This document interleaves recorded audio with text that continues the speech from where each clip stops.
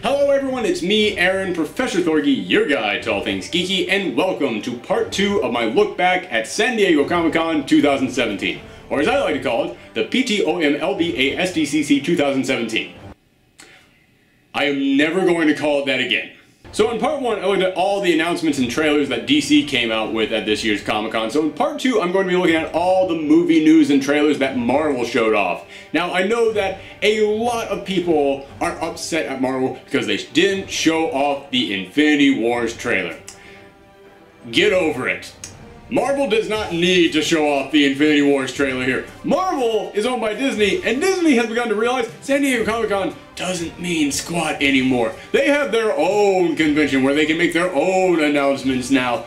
Them showing up at San Diego Comic-Con, it's more of just a courtesy at this point. So don't sit here and be worried about all the stuff that you didn't see. Let's focus on the stuff that we did see, because I gotta be honest with you, holy cow, this was an impressive showing for Marvel this year.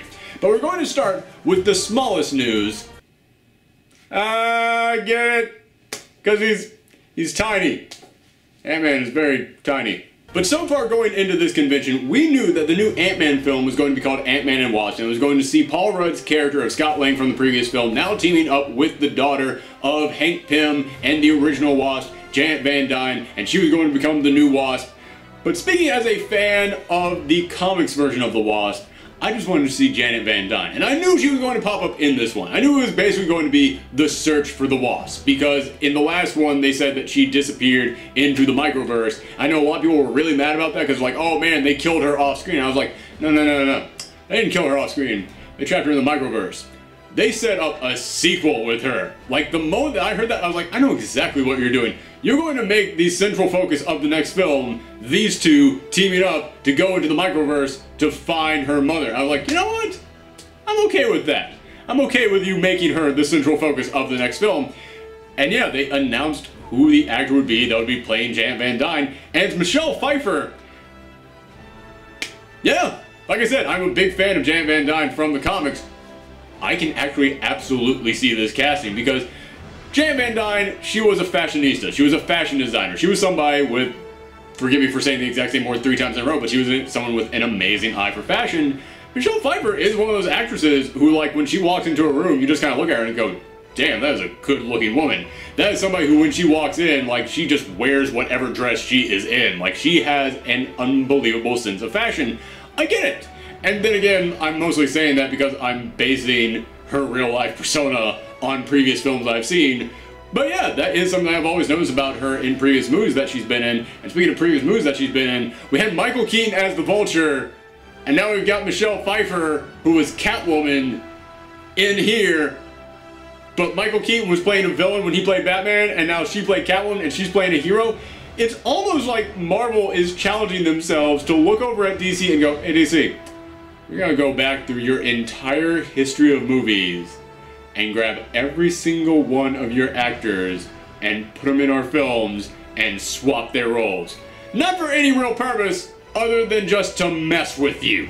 Like, I cannot wait for the part where they finally catch up to Batman and Robin and we get to see Arnold Schwarzenegger popping in here just for no reason at all. Just as a walk-on cameo, just so they can look back over at DC like, yeah, that's another one we got. But I honestly thought that was going to be all the news we were going to get about Ant-Man and Wasp, because the first Ant-Man film, no pun intended, but it was a small film. All the previous Marvel films had been, we have to save the entire world, and here are all these other ways that we connect to the rest of the Marvel Universe.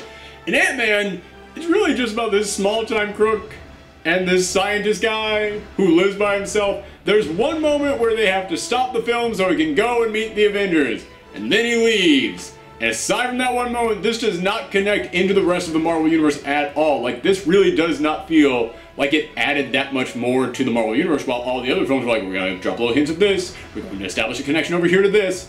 Like, yeah, there really wasn't that much in here aside from that one moment where he goes and meets the Avengers. So I thought, alright, we're going to find out who the Wasp is. That's all the connections we're going to get. Again, this is going to be a small movie. Not at all! This is actually building huge chunks onto the Marvel Universe. Like, I know that a lot of people out there who are not big comic book fans, you might have heard some of the additional news about this film and thought, I don't know about that. But I flipped out at some of the announcements they made in here. They announced that Lawrence Fishburne is going to be Bill Foster who in the comics was another scientist who knew how to use Pym particles, and he became the hero Goliath. I don't know if they're going to have him suit up and be a hero in here, but considering that a large part of this film is going to revolve around like the history of Hank Pym and Jan Van Dyne, and they were superheroes back during the Cold War several years ago, several decades ago, I would not be shocked if there's like a flashback scene in which you see young Lawrence Fishburne, and he's like, yeah man, I was the first Giant Man. Like, after Civil War, when Ant-Man learned how to become Giant Man for the first time, it was like, yeah man, I can't do it for that long, I get dizzy, I get nauseous, I kind of faint afterwards. I wouldn't be shocked if Hank Pym looked at that and went, who told you to do that?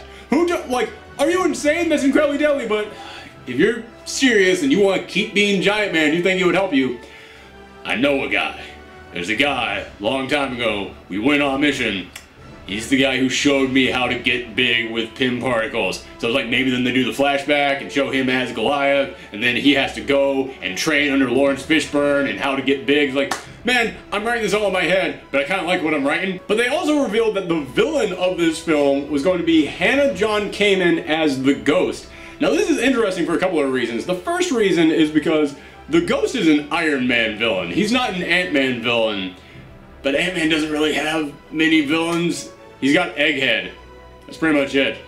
Yellow Jacket wasn't even a villain of his. It was an evil personality of Hank Pym. But that's the most that they could figure out how to use. Because like I said, aside from that, it's it's Egghead, and Egghead kind of sucks.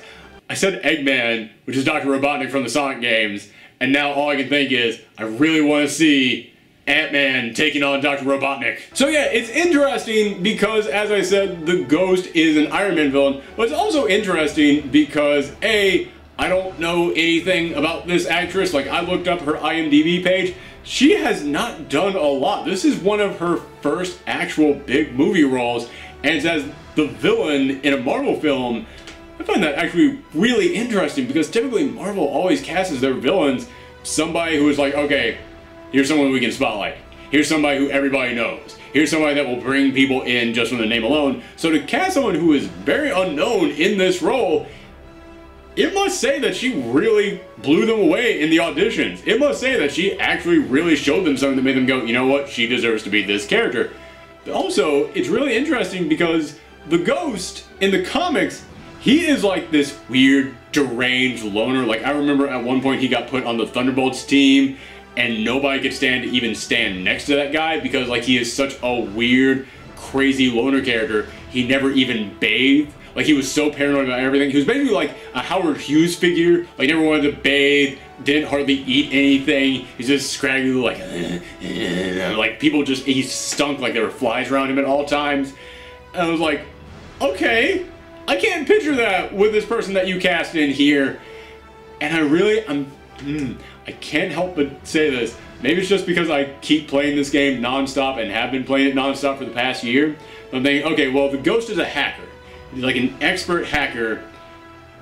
And I look at the person they cast and I was like, I think they might have seen Sombra over in Overwatch and went, huh, a young, hip, sassy, female hacker. We have a hacker villain, don't we? Let's do that! And don't get me wrong, I'm not saying that this actress in any way resembles Sombra, but what I'm saying is when I look at her, I can totally see her playing like the young hacker with an attitude figure way more than the Ghost that we got in the comics. So I really think that's kind of the tone that they're going to go with. Like, she's someone who has more of an attitude, just more playful, someone who enjoys just messing with our heroes, more than like, I will expose all the dirty secrets, which is the Ghost that we have in the comics.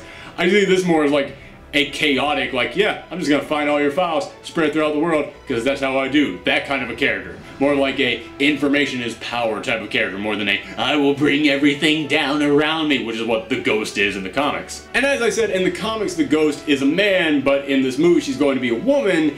And again, I kind of really dig that because Marvel, everybody points at Kevin Feige and goes, Kevin Feige decides everything in the Marvel Cinematic Universe. No. Kevin Feige is the guy who comes up with the plan for the Marvel Cinematic Universe. He's the guy who helps the writers craft the story so that way they connect to all the other movies. And he comes up with how this film is going to be structured so that it can be part of the Cinematic Universe. He's the guy who goes, okay, we're going to have these 3 films leading to this thing. That's what he does.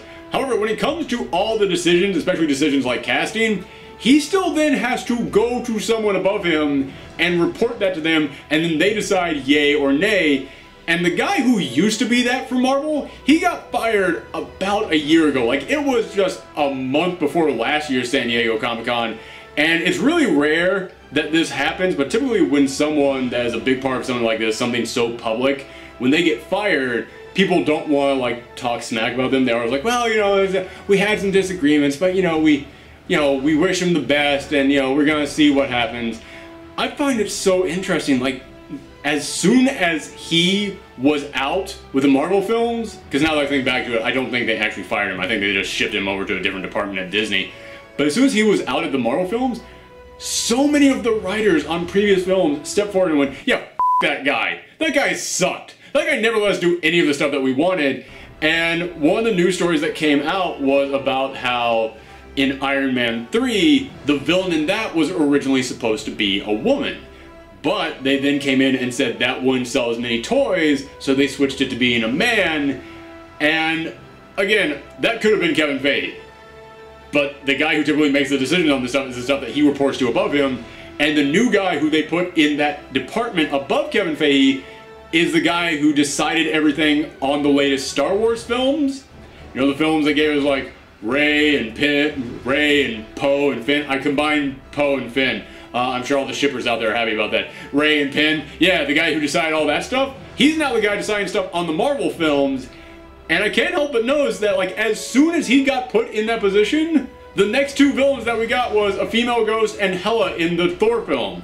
So I find it very interesting that's like, wow, it's rare that when someone gets taken out of a department, you can immediately see a shift in directions. But the third big piece of casting news that they announced is that Randall Park will be in there as Jimmy Woo. Okay, this has me really excited, because for anybody out there who doesn't know, Jimmy Woo is one of those super big, high-level secret agents in the Marvel Universe. In fact, he's even organized his own semi-Avengers team with the Agents of Atlas, and that has been one of those fan-favorite teams for decades in the comics. And I never really thought we were going to ever see him in these movies, but he's going to be in here, and I'll go ahead and say, I don't really picture Randall Park as Jimmy Woo, because Jimmy Woo is a guy whose facial expression 90% of the time is... And Randall Park, I can't not see a picture of that dude not smiling. Like, he's always got this big, hey everybody, I'm friendly Randall Park guy. So it's kind of weird, but then again, maybe he's just never been given that opportunity. The Marvel films have really proven to me that they can cast a lot of people who I would never picture in a role, and I will end up buying that. I would never have bought Chris Pratt as Star-Lord, but it worked. Or Bradley Cooper as Rocket Raccoon for that matter. So yeah, that's really my only, like, raising a question about right now. It's like, I wonder how he's going to do.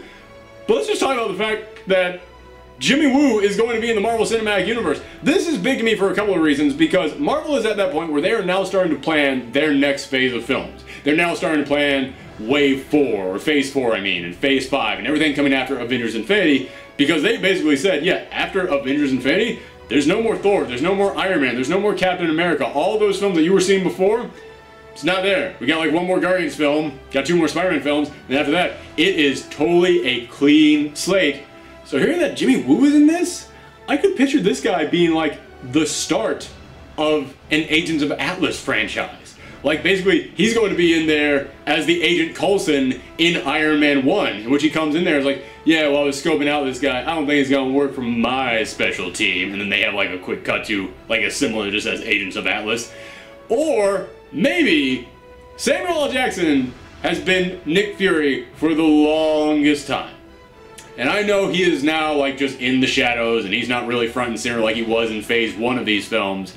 However, we know a lot of people are going to die in Avengers Infinity.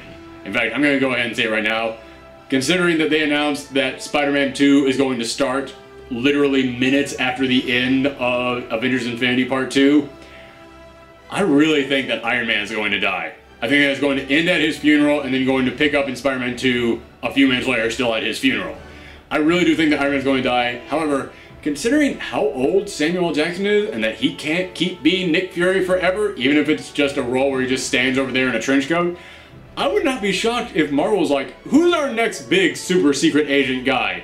Jimmy Woo? let's start introducing that guy. I would not be shocked if he then becomes that guy who shows up and gives cryptic messages to a superhero and then disappears into the shadow throughout the rest of their films. And speaking of Avengers Infinity War, they announced that in that film, Thanos was not just going to go at the Avengers alone, he was going to have the Black Order with him, which is like his team of super-powered space monster criminal people. Basically, it's his Avengers team. It's his evil Avengers.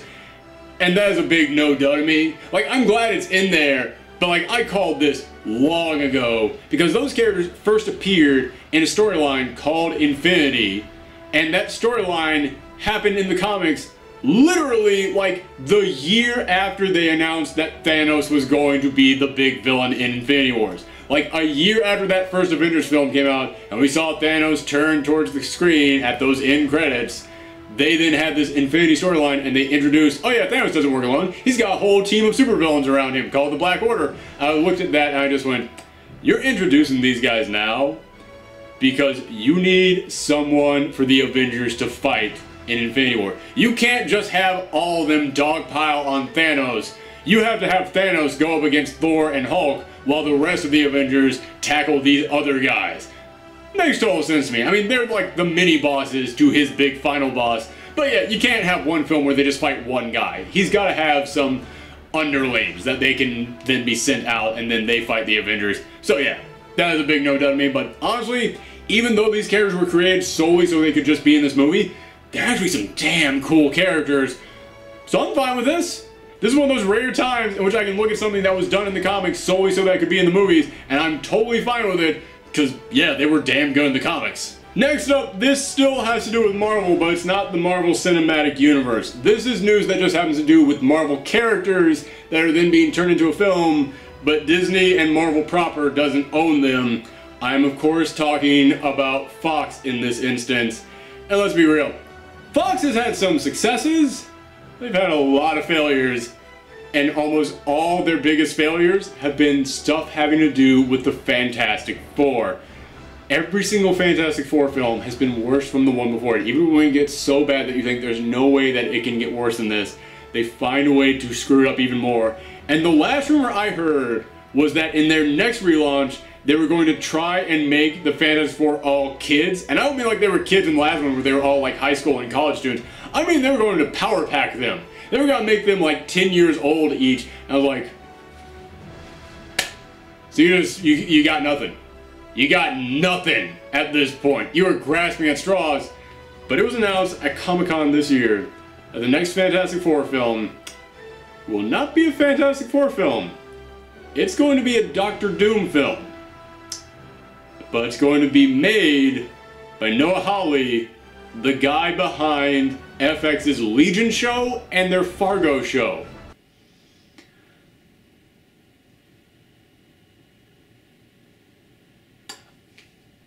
Every instinct in my head is going, Fox is still doing stuff with the Fantastic Four. It must be terrible. You must point out how terrible this is. This has got to be the smartest decision they could possibly make with the Fantastic Four. Because they have screwed up the Fantastic Four name brand so much that there is nothing they can do with Fantastic Four at this point. Unless they start with something connected to Fantastic Four, not called Fantastic Four, and then that's a success, and then they're able to go, well, here's the Fantastic Four in the universe of that other popular film we just made. If they're then able to piggyback off that thing that already shows they know what they're doing with this universe. So starting with the Doctor Doom film, probably the smartest way to introduce a brand new Fantastic Four franchise. And getting the guy behind Legion and Fargo to work on this, that is actually, man, it hurts me so much to say that they're making smart decisions here, but that is actually the smartest choice when it comes on who to put in charge of this. Because A, with Legion, they showed they know how to give a character to this guy and then back the fudge up. That's been the problem so much with the previous Fantastic Four films, is they picked a guy who did not match the tone of those films, and then they would still come in and meddle in it. Like, that last Fantastic Four film was the perfect example of it, because they meddled in that so much, it was just a jumbled piece of garbage, but then when you listen to what the director wanted to do with it before the meddling, it still sounded like garbage. It still sounded terrible.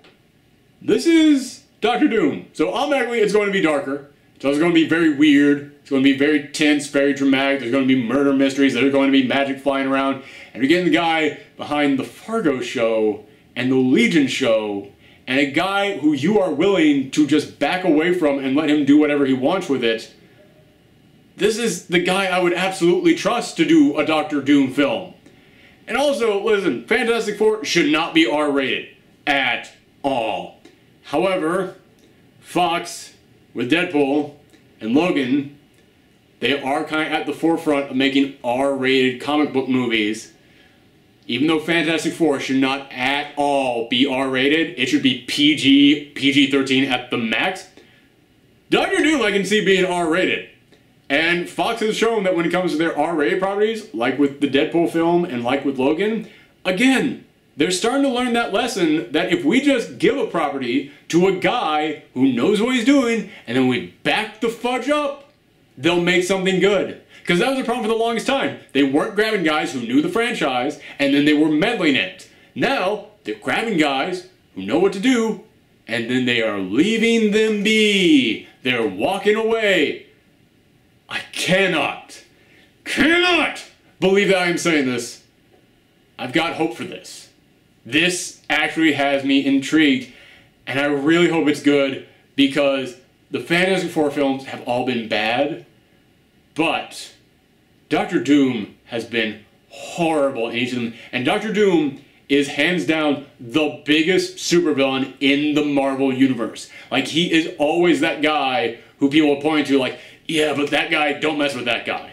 Like, you can mess with Apocalypse, you can mess with Thanos. This is the guy who will steal the Infinity Glove from Thanos and then crush Apocalypse with it. He is the guy who will pick up Thanos by his leg and smack Ultron with him. This is the guy you don't mess with. And he has been just a piece of crap in the previous couple films. In fact, in that last one, he even kind of looked like a burnt piece of crap. So yeah, they have done a disservice to everything Fantastic Four related. They've really done a disservice to Doctor Doom. I am so hoping that this director, who understands the character and has shown he can make things that are in the correct tone for a Doctor Doom film, is going to come in here and go, yeah, you know what? Latveria. I'm going to do Latveria. I'm going to have it be a story about this kid. He's grown up. His country and everything around him is taken away. His mother is killed, but he starts studying the mystical arts. He starts studying science. He finds a way to rise up. And this is just the story of Doctor Doom rising up and taking over his home country of Latveria. Because in all the previous films, they always looked at Latveria like, well, that's too goofy. That's too silly to have that in there. But I think that with things like Deadpool and all the other Marvel films out there, Fox is finally starting to look at what is succeeding and going, you know what, sometimes the goofy stuff works, and sometimes you can make the goofy stuff really damn serious and make people buy it. I mean, hell, don't just look at the Marvel film, look at the Planet of the Apes films. A movie about apes rising up and taking over the planet, one of the best dramas we've gotten in years. I think that Hollywood is finally starting to realize sometimes a goofy concept can be done incredibly serious, incredibly dark, and sometimes that is the correct tone for one of these films. Cannot believe I'm saying it, but yeah, I'm excited for the Doctor Doom film. Moving into the next piece of movie news, we had heard stuff about Thor Ragnarok, we had heard stuff about Infinity War, we had heard stuff about Black Panther, but there was one other Marvel film that people have been looking forward to for a long time, and we still hadn't seen anything. We had heard who had been cast in the title role, but we had not heard anything about the film yet. We finally got to see some production art from Captain Marvel. Captain Marvel herself looks good. We finally got to see what the costume is going to look like in the films. It looks damn good. It looks just like it does in the comics. I approve 100%. But that is not the big shocking thing. Like, this is a character people have been waiting to see for the longest time. And the other piece of news that came with this was so shocking. People were just like, yeah, well, she looks really good, but what the fudge is that? They showed that the villains in Captain Marvel are going to be the Skrulls. This is stunning. It really is. Because I never, ever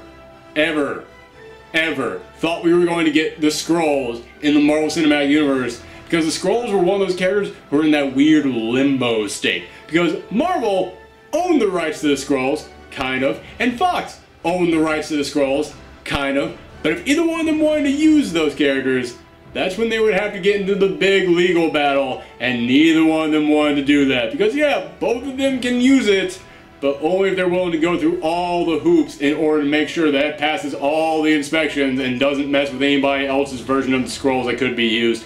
Marvel is finally doing it. Marvel is finally sitting down and going, you know what, screw this. Screw just leaving this amazing alien race that's been part of our comics for generations. Screw just leaving them up there on the shelf. We're going to finally use them in our movies. And they're using them in Captain Marvel, and I love that because Captain Marvel is very closely related to the Kree. And one of the biggest Avengers stories of all time is the Kree-Skrull War. And it makes me realize, oh, this is going to be showing us them bumping heads. We're going to start to see all the tension between the Kree and the Skrull. And they announced long ago that the 4th Avengers film, they were not going to tell us the name of it because the name alone would be a spoiler. Kree-Skrull War. Avengers 4, Kree-Skrull War.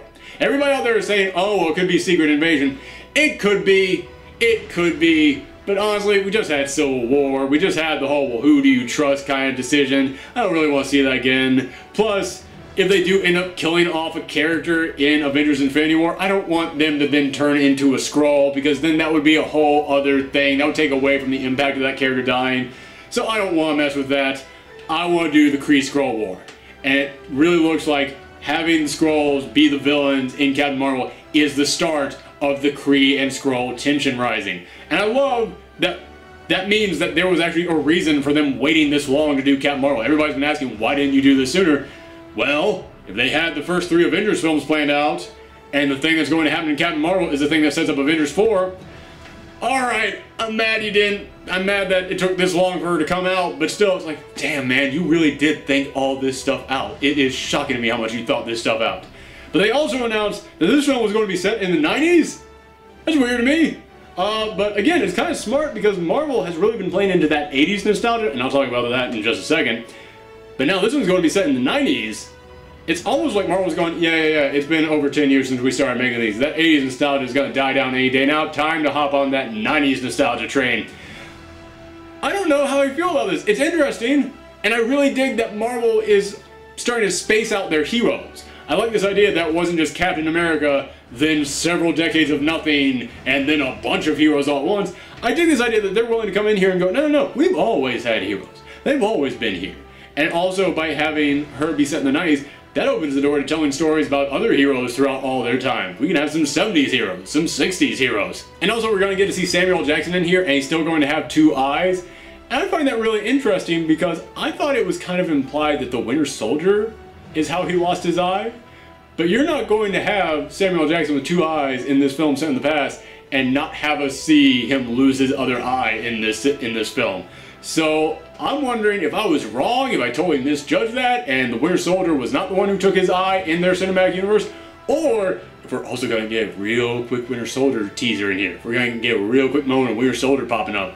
But yeah, I'm actually really intrigued by this idea of saying it in the 90s, but it does raise the question of, well then how is she going to then be in Avengers Infinity War? Like, because she's definitely going to pop up in Avengers Infinity War, and she's definitely going to have more films set after Avengers Infinity War. I don't know how I can't say Avengers Infinity War. She's definitely going to have more movies set after that one. So what's going to happen? What is exactly that going to be about? Like, is she going to then get like frozen Captain America style, but just circling around in space, and then she comes back, and then she's like, hey everybody, this is why I haven't aged in 2 decades. Or is it going to be a thing where her powers just keep her from aging? And basically in 2 decades, she doesn't get any older. Or are they going to recast her for Avengers Infinity War as someone 2 decades older than the actress playing her in the Captain Marvel movie? It raises many questions. But alright, we are almost done. Just 2 other quick pieces of news. And the first one I'll go through real quickly. We got to see a brand new poster for Thor Ragnarok and a brand new poster for Black Panther. And normally I never talk about posters. I mean, they're either cool or bad. That's it. So it's never really worth making a video about. However, Marvel has been notorious for making terrible posters. You guys all keep saying I'm a Marvel fanboy out there, and I kind of am. But I will gladly come in here and say, yeah, their posters suck. Like, Marvel has been guilty more than anybody out there just going, nobody cares about the poster, just get some kid with Photoshop and just put something together. Just slap a bunch of faces on a poster. Like, even that Avengers poster that everybody points to and goes, oh, that's an amazing poster. It's not. It's not an amazing poster. It's just them Photoshopped to be staying around. That's it. You don't even see, like, the threat in there. You don't even see the villain. There's nothing in that thing. This Thor Ragnarok poster and this Black Panther poster, these are damn good posters. These are the type of posters you want to own. These are not posters where they just took the character from a random frame in their publicity stills or in the film and then just cropped them out, put them all together on a poster. No, that ain't what this is. This is a bunch of actors who posed specifically for a poster. This is a poster that they had to get everyone together and do work on, and then they went in there and found the most creative thing to do with it. And then over on the Black Panther poster, this is one in which they went, let's come up with the most badass way to frame this thing possible. Like, getting actually T'Challa staying up there on the Black Panther statue that overlooks all of Wakanda, and then you see the high-tech thing underneath it. That is amazing framing of that shot. So yeah, this is nothing really all that big, but as I said, Marvel is known for screwing up their movie posters, so I had to come in here and say, you got 2 correct in a row. Way to go. But yes, that then brings me to the final news story to talk about, which is that we got the final trailer for Thor Ragnarok. And oh my god, listen, I'll just go ahead and say this. I'm still nervous about Thor Ragnarok. I know a lot of people out there are saying, how can you be nervous about this? Trailer looks amazing. Yes, but the movie is still written by the guy who wrote the last one, and even though I don't think Marvel has made a bad film yet, they've made a couple that have just been, yeah, it's alright. Thor 2, to me, was their most, it's alright, like, Thor 2, to me, is easily the worst of their films. And this movie is still going to be written by the same guy, and in between this film and the last Thor film, he went off and wrote the Max Steel movie, which made it into my 10 worst films of the year last year. So yeah, even though these trailers look amazing, there is still that thought in the back of my head. There is still that voice going, this could kind of suck. So I just had to get that out of the way right now so that you guys know where I'm coming from. But even with that thought in my head, this was an amazing trailer. This trailer was so much fun from start to finish. Like, I looked at the previous trailer and I was like, well, that's a lot of stuff you plan on doing in this movie. How are you going to get all this done in one movie? And this one, I was actually able to start understanding it a little bit more. It's like, oh, okay, so he's going to start building a team. Like, I thought when we saw him going to fight the Hulk, I thought he was just going to stop, fight the Hulk for a moment, go off and do another thing, then go off and do another thing. This one, I was actually able to start seeing the structure. Like, this made me realize, oh, him fighting the Hulk, that's not the big twist here at the end of the film. That's not the big, like, third act moment. This is the end of Act 1. This is after we have seen him getting beaten down, getting captured, Asgard being destroyed, which makes it sound like this first act is going to be jumbled. But then at the end of the first act, he's going to fight the Hulk, and he's going to stop, and he's going to go, so here's everything that's happened. You want to join my team? And then it's just Thor and the Hulk on a road trip, picking up Valkyrie, picking up Loki, which I gotta admit to you guys, it makes me laugh every single time that we see Loki and Thor standing next to each other, just because I'm like, how many more times are you going to trust this guy? How many more times does he have to totally screw you over before you're like, you know what, screw you, stay in prison there, I'll find someone else to help me out. We're in space, I hear there's a talking tree that's willing to help me out. How great would that be if he actually teamed up with the Guardians at the end of this film? Oh my god, maybe that's how he gets back to Earth! But yeah, so we get to see Thor and the Hulk and Loki on the team, and we get to see Valkyrie actually in action. And I gotta admit, Valkyrie in the comics has never really had any good costumes, except for her most recent one, the one that they designed for her for the Fearless Defenders comic. That was actually a damn good costume, and I was kind of hoping they were going to do something in this movie based on that. Instead, they're doing something based on the all-golden costume she had back in the 70s. I don't really like that costume.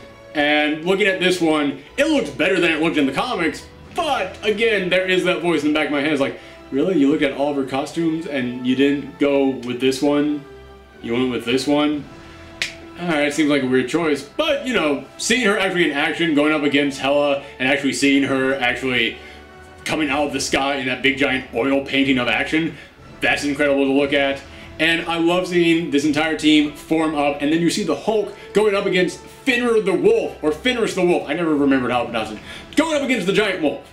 The giant wolf is not even that big a part of the Thor comics. That's from Ragnarok in actual Norse mythology. They barely even used him in the comics. So I was stunned when we actually got to see, oh my god, Hulk is going to fight a giant wolf. That is amazing. That just says to me that Marvel is just willing to go completely crazy in this final film. And the design of every single one of these worlds that we see him going to, they look amazing and they look crazy. This one looks like Marvel just sat down and went, listen, the first Thor film, people liked it, but it was not everybody's favorite from our original trilogy of films. Thor 2, people call it our worst film. Let's just go ape on this last one. Let's just shoot for the stars. Why are we holding anything back on this last one? Let's just go crazy. And it looks like that's what they're doing, and so far, it's working. And then it ends with like 3 incredible moments in a row. Like, you always have to have that big moment that the trailer goes out on. And this one, when she goes, I am the god of death, what were you the god of again? And then you just see him gain supercharged electricity. I was like, that is the best possible way for this trailer to come out. And then it comes back and I'm like, alright, I know what you're gonna do. You're gonna come back for a joke. The Marvel's pretty good about that. They're pretty good about coming out with their jokes. But the joke is Thor sitting down and talking to the Hulk, and the Hulk talking back to him. I actually lost my mind for that more than anything else in this trailer, because I have hated that we've had all these movies and the Hulk has only said like 2 lines. In the Incredible Hulk, he says Hulk smash at the very end of the thing. And then in Avengers, he just goes, beauty god. That's all he says. In Age of Ultron, he doesn't say a damn word in that. And I like when the Hulk talks. I don't want the Hulk to just scream. I want to see the Hulk actually having conversations. I love that we actually got to see the Hulk having a conversation. I lost my mind at that moment, because finally the Hulk gets to be the Hulk. In fact, the Hulk even looks more like the Hulk in the comics in this. Like in the previous films, he looked very ape-like. In this one, he's standing upright a little bit more, his body's a little bit more in proportion, and I think that that's going to have to do with him becoming a gladiator, because people said that him being in space and him being in Hulk form so long, the Hulk's kind of evolved a little bit. That's why he's actually talking in this. Hey, fine, if that's the explanation, I don't need anything more. I can totally understand that. But I love that we actually got to see kind of Thor and the Hulk bonding, because even though they just fought in the first one, people have always kind of like compared Hulk and Thor to sort of being friends, because like, yeah, they're the guys who like to punch things. So of course in battle they're going to work very well aside each other. But we never actually got to see them like hanging out, because we never get to see the Hulk hanging out with anyone. So it was great to see, yeah, Thor and Hulk, they actually do kind of like understand each other. It's like, they're different, but like they can sit down and have a conversation with each other. I've been talking for so long, I'm getting jumbled over all my words. So sorry about that. But yeah, I don't know why, that was just my favorite thing about this entire trailer, is what I would have said if it then didn't cut for 2 seconds to the Hulk jumping at Surtur. Okay, I knew that Hela was going to be the main villain of this whole thing. Got it, cool. But I also knew this was going to be the final Thor movie, and it made me kind of upset that I was like, man, we're never going to get Surtur. Surtur is like the really big, like uber level threat of the Thor comics. Like, he is the big in-game boss of the Thor comics. It's kind of a shame we'll never ever see that. But then the trailer decides to go, psych, we do have him in this movie. And we see the Hulk jumping up against Surtur. I never thought we were going to see that. And I love that they decided to put that in here, because, listen, would I have enjoyed it if it was a surprise? Yeah, I would have enjoyed it. I also enjoy now having that to look forward to. Like, they didn't reveal any big plot points in here. They just revealed, by the way, final teaser. Enjoy that till November. That was an amazing way to end this trailer. And I just found out today, Clancy Brown is going to be voicing him. God damn it, Marvel, you cast such good people in your films. I love that Clancy Brown. I just said this about Ant-Man casting Michelle Pfeiffer. It really is like they're just looking at all the people from the DC properties and going, and we'll take you, and take you, and take you, because he was the most famous Lex Luthor from the Superman animated series. And they're like, well, now we're gonna make you one of our most famous villains. Bam. I know they're not doing it on purpose, but I would love to think that they are. Now, I will say that one problem that I had at first with this trailer is that it really does have that 80s nostalgia vibe. Like, it really does feel like a crazy 1980s music video.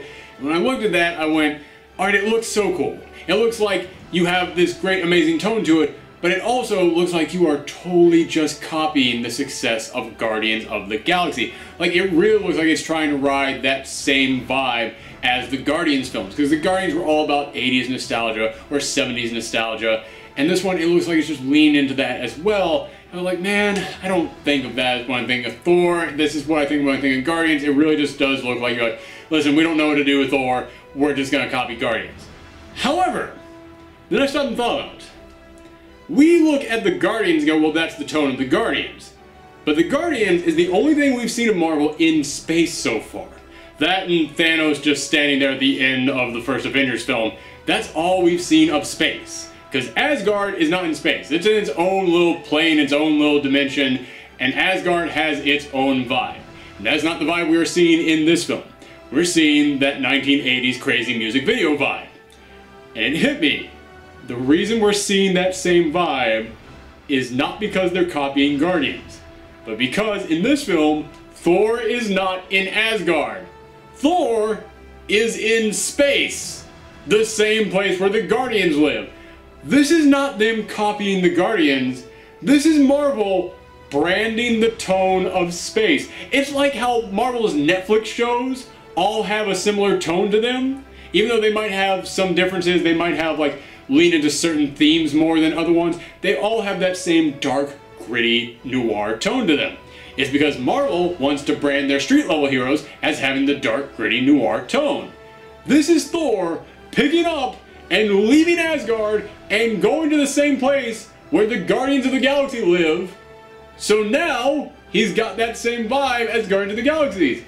This is Marvel coming in here and going, alright, Marvel, our superheroes, big, epic explosions. Our street level heroes, dark, gritty, noir. Space, crazy, drug-tripping 1980s music video. That's what space is for us. In fact, in this film, he's going to go to the Grandmaster, who is the brother of the Collector, who we saw in the first Guardians film.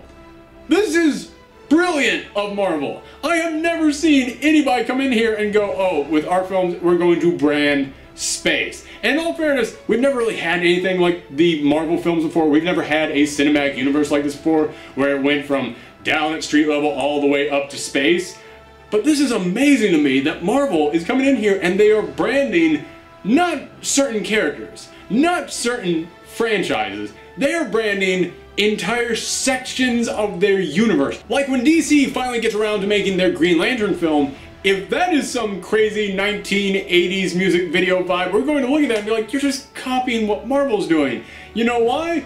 Because Marvel isn't just doing that crazy 1980s music video vibe with Guardians of the Galaxy, they're doing it with all of space. You go into space and it's big, evil, crazy tyrants and crazy 1980s music videos. That's the two things that exist in their space. It doesn't matter where you go in space, it doesn't matter who you run across, that is what space is like in the Marvel Universe, and I love that.